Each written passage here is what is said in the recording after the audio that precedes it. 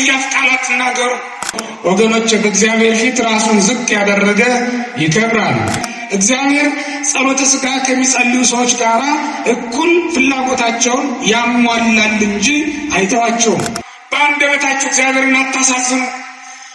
በአንደበት የሚሰሩ ኃጢአቶች አሉ። እንደ ሰናክሬምን የጣለው የአንደበት ኃጢአት ነው። ወገኖች አትታበዩ በሚል ርዕስ ቢበዛ ለ20 ደቂቃ ነው የምቆየው እና በሚገባ በጥሞና ሆናችሁ እንድትሰሙ ስለ እኔም ስለ እናንተም መስማቱን እንዲያደላችሁ ማስተዋሉን እንዲሰጣችሁ ለእኔም የምናገረው ቃል የሚያፈርስ ሳይሆን የሚያንጽ፣ የሚጥል ሳይሆን የሚያነሳ፣ ወደ እግዚአብሔር የሚያቀርብ እንጂ ከእግዚአብሔር የማያርቅ እንዳይሆን ለእኔም ለእናንተም ልትጸልዩ እንዲገባችሁ ማሳሰብ ፈልጋለሁ። አሮን ወደ መሠዊያው ማዕጠንቱን ይዞ ሲገባ የሚጸልየው አሮን ስለ ሕዝቡ ነው። ሕዝቡ ደግሞ የሚጸልዩት ስለ አሮን ነው። በአውደ ምሕረት ቃሉን የሚሰብክ ሰባኪ ሲቆም እናንተ ስለ ሰባኪው ትጸልያላችሁ፣ ሰባኪው ደግሞ ስለ እናንተ ማለት ነው። ስለዚህ ክርስቲያኖች እግዚአብሔር ቃሉን ለመስማት እንዲያበቃንም እንዲያነቃንም ቃሉን ለማገልገል እንዲያተጋንም መጸለይ የሚገባው አንዱ የጸሎት ዘርፍ ነው። ዛሬ አትታበዩ በሚል ርዕስ ነው ትምህርታችንን እንጀምረው። እስኪ በሉት ሁላችሁ። በመጽሐፈ ሳሙኤል አንደኛ ሳሙኤል ምዕራፍ 2 ቁጥር 3 ላይ የሚገኘው ቃል አትታበዩ በኩራትም አትናገሩ እግዚአብሔር ታላቅ ነውና ይላል። የሳሙኤል እናት ሐና የተናገረችው ቃል ነው። ዛሬ መልአኩ የቅዱስ ሚካኤልን በዓል ነው የምናከብረው በቤተ ክርስቲያናችን ስርዓት። ነገር ግን በዚህ የቅዱስ ሚካኤል በዓል ላይ ትዕቢት ምን ያህል እንደሚጎዳ፣ ትህትና ምን ያህል እንደሚጠቅም የሚያሳይ ታሪክ የተፈጸመበት ዕለት ስለሆነ ዛሬ ለዚህ ነው ይህን ቃል በመጽሐፈ ሳሙኤል ላይ እንዳነሳ የተገደድኩት ማለት ነው።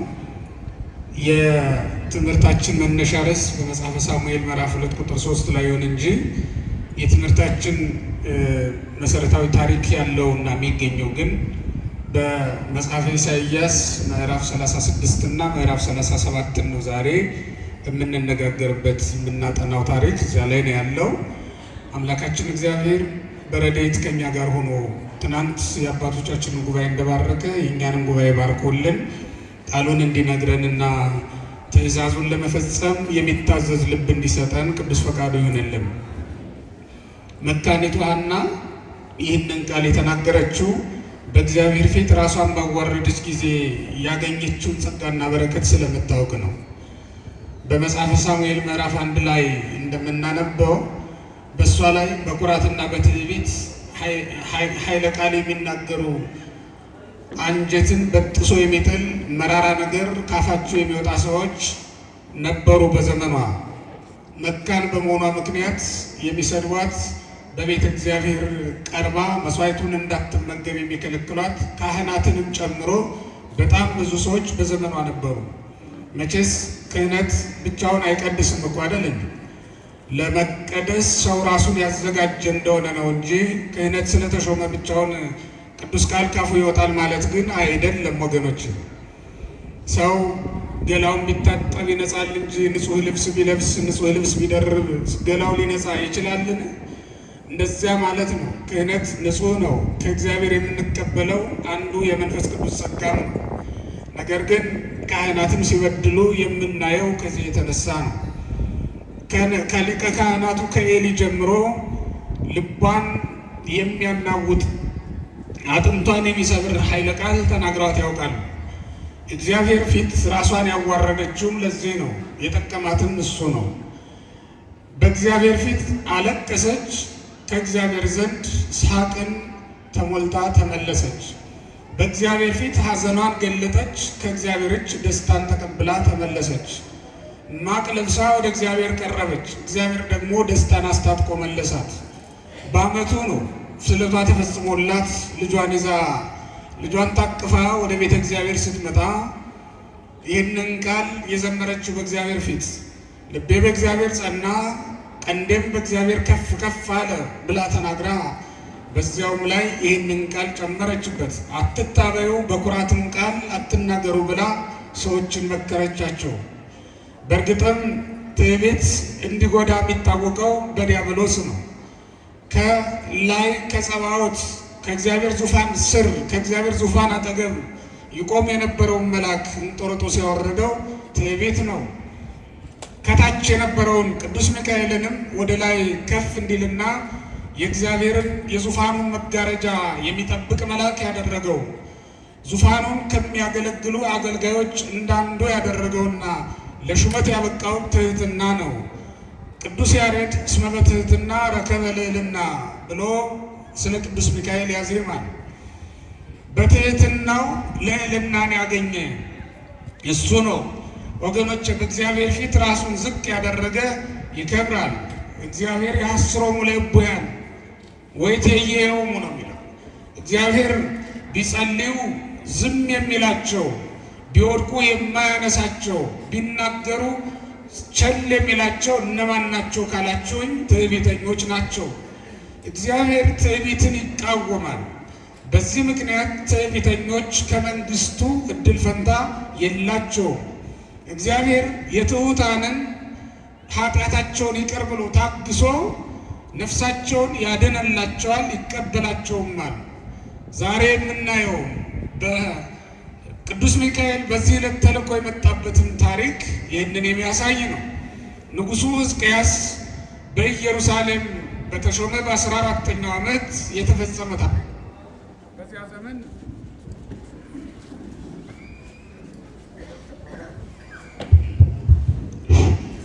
በዚያ ዘመን ኢሳይያስ የሚባል ነቢይ የነበረበት ዘመን ነበረ። ሰናክሬም በአሦር መንግስት የሚታወቅ ገናና ንጉሥ ነው። የአሦር መንግስት ራሱን የቻለ ከባቢሎን መንግስት በፊት የነበረ ገናና ስርወ መንግስት ነው። ዓለምን ያንቀጠቀጠና የዓለም መንግስታት ሁሉ የገበሩለት ንጉሥ ነው ሰናክሬም። ሁሉንም ከገዛ በኋላ የእግዚአብሔር ሀገሩ ኢየሩሳሌምንም ሊያስገብር ወደ ኢየሩሳሌም ሲመጣ የመጣበት መንገድ እግዚአብሔር እንዳይረዳው እግዚአብሔር እንዲጠላው የሚያደርግ መንገድ ነው የነበረው። በሌሎች ሀገሮች ላይ እግዚአብሔር ፈቀደለት። ምንም እንኳን እሱ ራሱ ጣዖት የሚያመልክ ከአሕዛብ ወገን የሆነ ንጉሥ ቢሆንም አገሩ ሁሉ በእግዚአብሔር ላይ ሲያምፅ አንዳንድ ጊዜ መሳሪያ አድርጎ እግዚአብሔር አሕዛብንም ይጠቀማል። ኢያሱ እስራኤልን የተስፋይቱን ምድር ሲያወርሳቸው በዚያች ምድር ላይ ይኖሩ የነበሩ አሕዛብን ጨርሰን እንዳታጠፋ ብሎ ከአማሌቅ ወገን የተዋቸው አንዳንድ ሰዎች ነበሩ። እንዲተዋቸው የመከረበት ምክንያት እግዚአብሔር እስራኤል ሲበድሉ ሲጠግቡ መቅጫ መሳሪያ ሊያደርጋቸው ስለፈለገ ነው። ወገኖች እግዚአብሔር ልጆቹ ሲበድሉ እና ሲጠግቡ በምድር ላይ የማይገባ ስራ ሲሰሩ አሕዛብን አስነስቶ ያጠፋቸዋል፣ ይቀጣቸውማል። መሳሪያ አድርጎ አሕዛብን ሊጠቀም ይችላል። እግዚአብሔር አሕዛብን ይረዳል። አሁን ሰናክሬምን ወደ ኢየሩሳሌም እየመራ ያመጣው የእግዚአብሔር መልአክ ነው። ሰናክሬም የእግዚአብሔር ወዳጅ ስለሆነ ግን አይደለም። ኢየሩሳሌም ፈጣሪዋን ስለረሳች እግዚአብሔርን ስለዘነጋች ነው እንጂ እግዚአብሔርን መርሳት ወገኖች ለተናቀ ጠላት፣ ለማይረባ ጠላት አሳልፎ ይሰጣል። ያውም እግዚአብሔር በፊቱ ለሌለ ሰው እግዚአብሔር በፊቱ ለተናቀ ጠላት አሳልፎ ሊሰጥ ይችላል። ኢየሩሳሌምም ፈጣሪዋን ረሳች። ሰው በጥጋብ ምክንያት፣ ሰው በባለጠግነት ምክንያት፣ ሰው በምቾት ምክንያት ፈጣሪውን ይረሳል። ኢየሩሳሌምም በዚያ ዘመን ፈጣሪዋን ረሳች። ባጠገቧ ያለውን መከራ፣ የጠፉትን ከተሞች እነ ሰማርያን እና ሌሎችንም ማየትና ንስሐ መግባት አልቻለችም። ስለዚህም ወደ እሷ ሲሰሙት መራራ የሆነ ቃልን ተሸክመው የሰናክሬም መልእክተኞች እንዲመጡ አደረገ። እግዚአብሔር ላከበት እንዲያሳስባቸው እግዚአብሔርን ወደ ማሰብ እንዲመለሱ የሚያደርግ ነው እንጂ ኢየሩሳሌምን የሚያጠፋ መከራ ግን አልነበረም። ያ መከራ በእርግጥ ኢየሩሳሌም ባትመለስ ሕዝቅያስም ንስሐ ባይገባ ወደ እግዚአብሔር ፊቱን ባይመልስ ኖሮ መከራው የሚቀጥልና ኢየሩሳሌምም እንደ ሌሎች ከተሞች የምትጠፋ በሆነች ነበር። ኢየሩሳሌም ብዙ ጊዜ ጠፍታለች። የጠፋችበት ምክንያት እግዚአብሔርን መርሳት ነው፣ ሌላ ነገር አይደለም። ማንም መርሳት? እግዚአብሔርን መርሳት ወገኖች ቤትን ያጠፋል፣ ሕይወትን ያጠፋል፣ አገርን ያጠፋል፣ ቤተ ክርስቲያንንም ያጠፋል። ቤተ ክርስቲያን ራሷ እግዚአብሔርን ከረሳችና በምቾት ቅልጥ ብላ ወደ ዓለም ጭልጥ ብላ ከሄደች እግዚአብሔር ራሷንም ያጠፋታል። የጠፋ አብያተ ክርስቲያናት ስላሉ ነው። ካህናቱ፣ ጳጳሳቱ እርስ በርስ በሽኩቻ ውስጥ ሲገቡ፣ በሹመት ምክንያት፣ በሀብት ምክንያት ንትርክ ውስጥ ሲገቡ፣ በዘር ምክንያት፣ በጎሳ ምክንያት ህዝቡ እርስ በርሳቸው ሲነታረኩ እግዚአብሔር አብያተ ክርስቲያናቱን አጠፋቸውና ከተሞችን ለአሕዛብ ሰጣቸው ማለት ነው። አብያተ ክርስቲያናትን ሳይቀር ሊያጠፋ ይችላል እግዚአብሔር ሊበቀል ሲፈልግና ጨርሰው አብያተ ክርስቲያናትን መሰዊያውን ዓለማዊ ሲያደርጉትና ጸሎቱም ስጋዊ ሲሆን ጸሎተ ስጋም ይባላል። ምዕመናን ጸሎተ ስጋ ሊጸልዩ ይችላል። ካህናት ግን ጸሎት መንፈሳዊን ነው ሊጸልዩ የሚገባቸው። ለምዕመናን ሀብታቸው እንዲበዛላቸው የወለዷቸው ልጆቻቸው እንዲያድጉላቸው ሊጸልዩ ይገባቸዋል። ጸሎተ ነፍስ፣ ጸሎተ ስጋ ሁለቱ የተለዩ ነገሮች ናቸው። ምዕመናን ልጄን አሳድግልኝ፣ ሀብቴን ባርክልኝ ብለው ሊጸልዩ ይችላሉ። መነኮሳት ግን ከዚህ የተለዩ ናቸው። ጸሎተ ነፍስ ነው። ለአብርሃም ጸሎተ ስጋ ተፈቅዷል። ለእንጦንስ ለመቃርስ ግን በብሉይ ኪዳን ከሄድን ደግሞ ለእነ መልከጼዴቅ ጸሎተ ነፍስ እንጂ ጸሎተ ስጋ አይፈቀድላቸውም። ተግባረ ስጋ ሳይሆን ተግባረ ነፍስ ነው የሚፈቀድላቸው ማለት ነው። ለመንፈሳዊ አገልግሎት ላይ ላሉ ሰዎች እግዚአብሔር የስጋ ስራን ይሰራላቸዋል፣ ወይም በምድር ላይ የሚያስፈልጋቸውን ጥቅም የሚያስፈልጋቸውን ነገር ይሞላል እግዚአብሔር። ምክንያቱም እንጦንስ ወደ እግዚአብሔር እጁን በዘረጋ ጊዜ ቀኑን ሙሉ ሲጸልይ ውሎ ጦሙን ያደረበትን ቀን ስለማናውቅ ነው። አባ ኪሮስ ለብዙ ዘመናት በምድር ላይ ወድቆ እግዚአብሔርን ያገለግል የነበረ መነኩሴ ነው። ሲመሽ ወደ ማታ ምግቡን ይዞለት የሚመጣ መልአክ ነበረው። እንዲሁም ሌሎችም ዮናኤል የሚባል መልአክ አባ ኪሮስን ይመግብ ነበር። ኤልያስንም ይመግብ የነበረ መልአክ ነበረ። እግዚአብሔር አገልጋዮቹን የተወበት ጊዜ የለም። እነሱ ጸሎተ ነፍስ ይጸልያሉ። እግዚአብሔር ጸሎተ ስጋ ከሚጸልዩ ሰዎች ጋር እኩል ፍላጎታቸውን ያሟላል እንጂ አይተዋቸውም። እነሱ ግን ጸሎተ ነፍሱን ትተው ወደ ጸሎተ ስጋው ከተመለሱ ሁሉም ይቀራል ማለት ነው። አሳልፎ ለሌላ ቤተክርስቲያኒቱንም ለሌላ አሳልፎ ሊሰጥ ይችላል ማለት ነው። ምክንያቱም እግዚአብሔር ቤተክርስቲያንን የመሰረታት ሰዋስወ ነፍስ እንድትሆን ነው እንጂ እኛ ከአሕዛብ ተለይተን ባለጠጎች እንድንሆንባት የተሰራች አይደለችም ቤተክርስቲያን። አስተውሉ ክርስቲያኖች፣ ቤተክርስቲያን የነፍስ መሰላል ናት። ወደ እግዚአብሔር የምንቀርብባት ቤት ናት። እዚህ መጥተን መንፈሳዊ ማዕድ ተዘርግቶ ይጠብቀናል። ቃለ እግዚአብሔሩ አንድ ማዕድ ነው። ስጋውና ደሙ ሌላው ማዕድ ነው። ማህሌቱ ማዕድ ነው። ምስጋናው በኪዳኑ ስትሳተፉ ከመንፈሳዊ ማዕድ መሳተፋችሁ ነው። በቅዳሴው ስትሳተፉ ከመንፈሳዊ ማዕድ መሳተፋችሁ ነው። በጉባኤውም ስትሰለፉ አብራችሁ ከመንፈሳዊ ማዕድ መሳተፋችሁ ነው ክርስቲያኖች። ስለዚህ ቤተ ክርስቲያን ሰማያዊ ማዕድን ከመላእክት ጋር አብረን የምንሳተፍባት ወህብስተ መላእክቱ በሉ ባለማያው ብሎ ዳዊት እንደተናገረው የመላእክትን እንጀራ የምንመገብባት የምንበላባት ቤት ማናት ካላችሁኝ፣ ከሰማይ ከአርያም ከእግዚአብሔር ዙፋን ስር የፈለቀውን ጠበል የምስጋና ጠበል ጠጥተን የምንመለስባት ቤት ቤተክርስቲያን ናት እንጂ ምድራዊ ጉዳይ አይደለም። የሰበሰበን ሁላችንን የምንባረከውን በሰማያዊያንና በምድራውያን በረከት ነው። ምድራውያኑ ጻድቃን ናቸው፣ ሰማያውያኑ መላእክት ናቸው። እግዚአብሔር ሰማያውያኑ መላእክት ምድራውያኑ ጻድቃን በባረከበት በረከት እንዲባርከን የሚለመንበት ቤት ናት ቤተክርስቲያን። ሁላችንም ወደዚህ ስንመጣ ፈውስ መንፈሳዊ ወይም ስርየተ ኃጢአትን ለምነን የምንቀበልባት ስፍራ ቤተክርስቲያን ምሳሌ ምስጋድን ወምስትስራየ ኃጢአት ነው የምንላት። ቅዱስ ያሬድ ቤተክርስቲያንን ጸሎት ማሳረጊያ፣ ልመና ማቅረቢያ፣ ስርየተ ኃጢአት መቀበያ ስፍራ ይላታል ቤተክርስቲያን። ሁላችንም ስንመጣ ወደዚህ ስፍራ ይህንን ይዘን ነው የምንመጣው። በእርግጥ ለምዕመናን ቅድም እንደነገርኳችሁ ጸሎተ ስጋ መለመን ኃጢአት አይደለም። ብነግድ አትርፍልኝ፣ በወጣ ብገባ መውጣት መግባቴን ለበረከት ለአገልግሎት አድርግልኝ ብለው መለመን ይችላሉ። ምዕመናን በዓለመ ሥጋ በአጸደ ሥጋ ነግደው ወጥተው ወርደው ቢሾሙ ገዝተው እንዲኖሩ ቢነግዱ አትርፈው እንዲኖሩ ስለተፈቀደላቸው ነው። እንዳይዋሹ እንዳይሰርቁ ነው ቤተ ክርስቲያን የምታዘው እንጂ በሌላ ሁሉ ተሰማርተው ሊኖሩ የሚገባ ስለሆነ ነው። ካህኑ ግን ንግድ የለውም፣ መነኩሴውም ንግድ የለውም። እንዲህ ባለ ስርዓት ጸንተው ይኖራል። እንዲህ ከሆነ ቤተ ክርስቲያንንም እግዚአብሔር መላእክትን ልኮ ያስጠብቃታል ማለት ነው። ኢየሩሳሌምም የእግዚአብሔር ከተማ ናት፣ የእግዚአብሔር ሀገር ናት፣ የነቢያት መንደር ናት። አሳልፎ ለአሕዛብ የሰጠበት ምክንያት ኢየሩሳሌም ጠገበች። ኢየሩሳሌም ያበቀለችውን እየተመገቡ ያጸደቀችውን እየበሉ ወይኑን ጠምቀው ዘይቱን ተቀብተው ስንዴውን አሽተው ተመግበው እንዳይሆን ሆኑ ይላል። ጣዖት ከሚያመልኩ ከአሕዛብ የማይሻል ኑሮ መኖር ጀመሩ ይላል።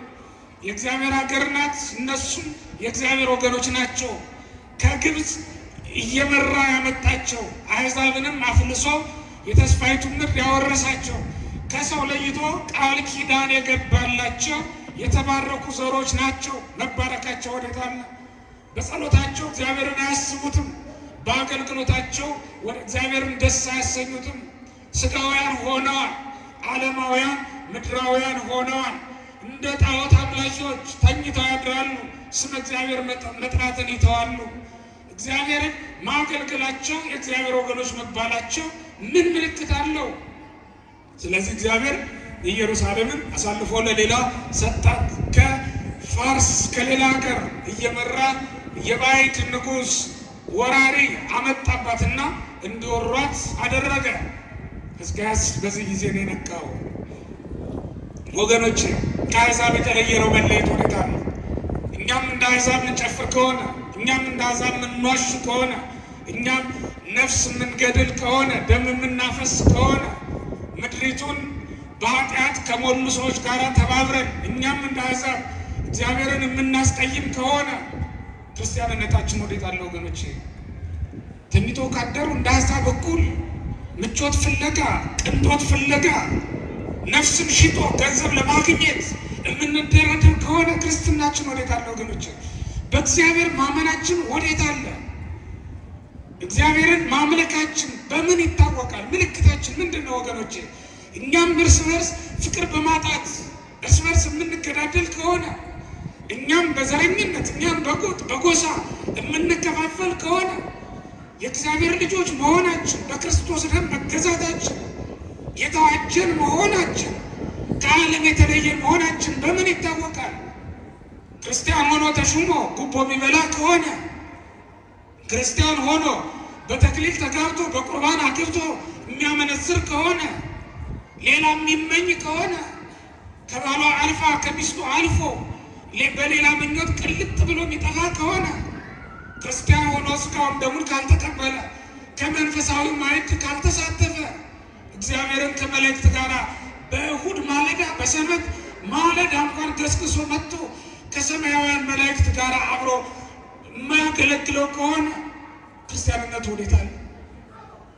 ይህንን ዓለም አይደለም ወዲያኛውን ዓለም ተስፋ የማያደርግ ከሆነ፣ የእግዚአብሔርን መንግሥት ተስፋ የማያደርግ ከሆነ፣ ሰውን ሁሉ በክርስቶስ የማይወድ ከሆነ፣ ካላበሉት ካላጠጡት ካላከበሩት የማያከብር ካልወደዱት የማይወድ ከሆነ፣ ሰውን ሁሉ ስለ ክርስቶስ ብሎ የማይቀበል ከሆነ ወዴት አለ? እሱ በክርስቶስ የተገዛ መሆኑ፣ በክርስቶስ የተዋጀ መሆኑ፣ ክርስቶሳዊ መሆኑ በምን ይታወቃል?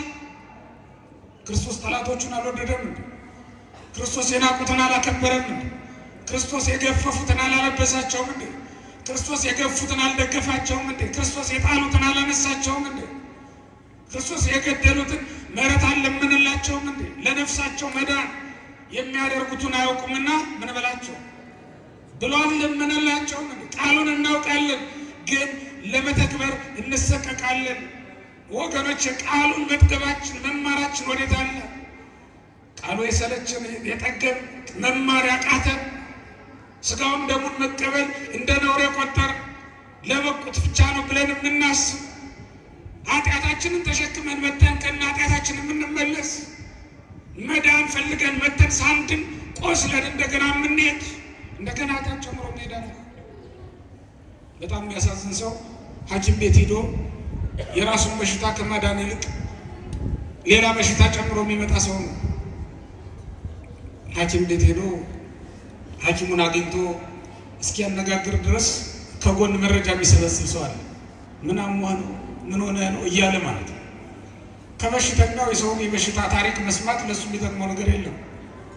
እንዲሁም የእሱን በሽታ ለበሽተኛ መንገርም ጥቅም የለውም። ለሐኪሙ መንገር ብቻ ነው ጥቅም ያለው። ስለዚህ ዝም ብሎ አፉን ሸፍኖ ቢሄድ ምን አለ?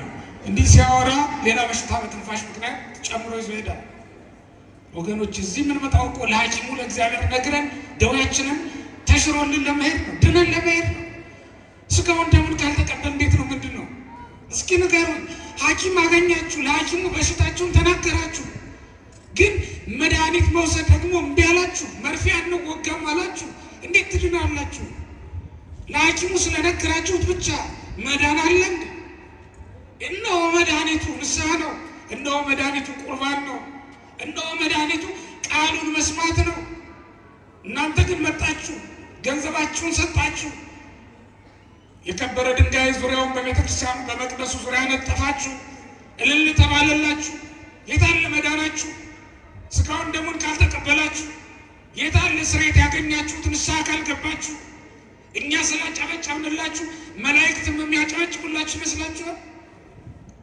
እኛ ስለወደድናችሁ እግዚአብሔር የሚወደዳችሁ ይመስላችኋል? የታለ እግዚአብሔር ወዶ እንዲቀበለን መባችንን ሰጥተን ነፍሳችንን ግን ሳናስነካ ይዘን የተመለስንላችን የታለ መዳናችን? እግዚአብሔር እንደ ገንዘባችን ሁሉ ነፍሳችንንም እንዲቀበለን ወደ እግዚአብሔር መለመን ይገባናል። መቅረብ፣ ቤተክርስቲያን የምታዘዘንን ማድረግ ይኖርብናል። አለበለዚያ እንዴት ሆኖ መዳን የሚገኘው? ክርስቲያኖች ከአሕዛብ እንለይ፣ ከዓለማውያን የተለየ እውቀት ሕይወት ይኑረን። መውጣት መግባታችን ከእነሱ የተለየ ይሁን። ጸያፍ ቃላት ትናገሩ፣ በአንደበታችሁ እግዚአብሔርን አታሳዝኑ። በአንደበት የሚሰሩ ኃጢአቶች አሉ። እንደ ሰናክሬምን የጣለው የአንደበት ኃጢአት ነው ወገኖች። ክፉ ቃል ተናገረ፣ እግዚአብሔርን ከአሕዛብ አማልክት ጋር አወዳደረ፣ አገናኛቸው።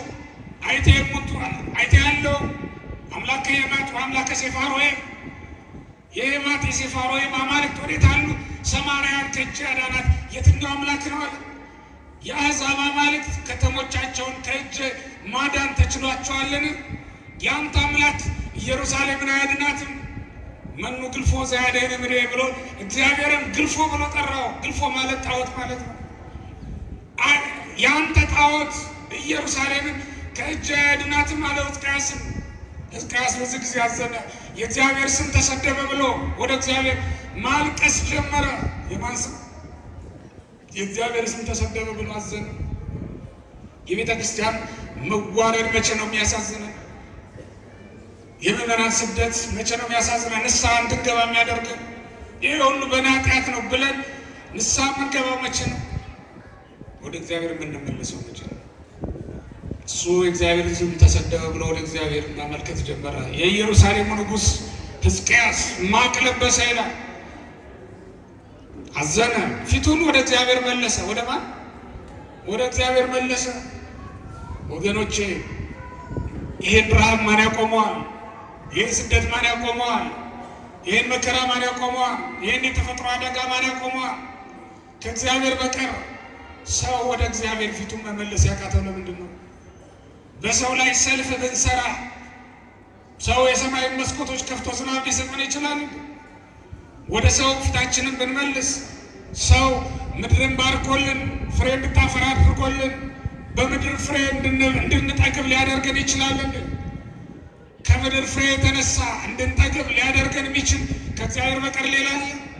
የሰማይ መስኮት መክፈት የሚችል ከሱ በቀር ሌላ አለ? ደረቁን ምድር ማለምለም የሚችል ከእግዚአብሔር በቀር ሌላ አለ? መካኒቱ እንድትወልድ ማድረግ የሚችል ከሱ በቀር ሌላ አለ? ሰው ለምንድን ነው ወደ እግዚአብሔር ፊቱን መመለስ ያቃተው? ዛሬም ጽንስ ማስወረድ ላይ ናቸው። ዛሬም አመንዝራነት ላይ ናቸው። ዛሬም ሃይማኖታቸውን በመለወጥ ላይ ናቸው። ዛሬም ሃይማኖት መምረጥ ላይ ናቸው። ዛሬም እውነተኛውን አምላክ አግኝተው በተቀደሰው አምላክ መቅደስ ውስጥ ገብተው ማረፍ ያልቻሉ ብዙዎች ናቸው። ዛሬም መቅደስ ውስጥ ማለዳ ይገኛሉ፣ ማታ ማታ ደግሞ ሌላ ቦታ ይኖራሉ። ዛሬም ቀይና ጥቁር ናቸው።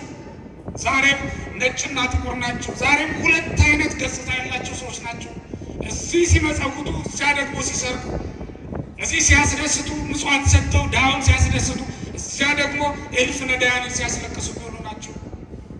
እዚህ ድሃ ይመግባሉ፣ እዚያ ደግሞ ከድሃ ይቀማሉ። ምናልባትም